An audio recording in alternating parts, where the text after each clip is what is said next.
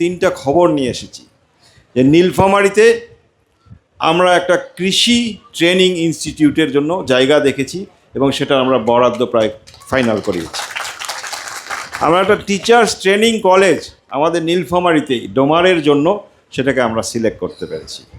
এখানে আমাদের সন্তানরাই, আপনাদের সন্তানরাই যে কিন্তু ওখানে ছোট ছোট কোর্স করে আপনারা বিদেশে পাঠাতে পারবেন অথবা চাকরির জন্য তাদেরকে রেডি করতে পারবেন।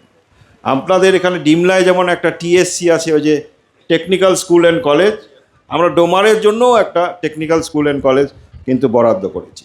তো এই কাজগুলো আমাদের অলরেডি আরম্ভ হচ্ছে।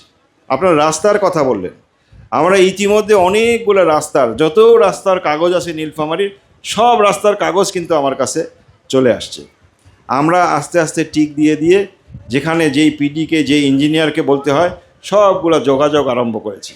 আমি এবং আমার অফিসের যারা আমার সহকর্মী আছে, আমরা সকলে মিলে সেই কাজে। তো আপনারা আমার কাছে তদবির করলেও আমি করব, আপনারা যদি তদবির নাও করেন তাও আমি করব। সুতরাং আপনারা নিশ্চিন্তে থাকেন, আপনারা আমাকে এত ফুলের মালা দিতে হবে না, এত ক্রেস দিতে হবে না, এত গেট বানাইতে হবে না।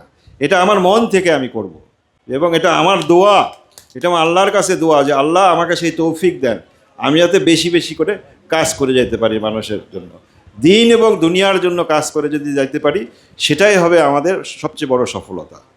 আজকে দেখেন জিয়াউর রহমান সাহেব নাই, কিন্তু ওনার নাম কি এই দেশ থেকে মুছে যাওয়া যাবে? আজকে বেগম খালেদা জিয়া আল্লাহ নিয়ে গেছে, ওনার নাম এই দেশ থেকে মনে করেন কোনোদিন মুছে যাবে?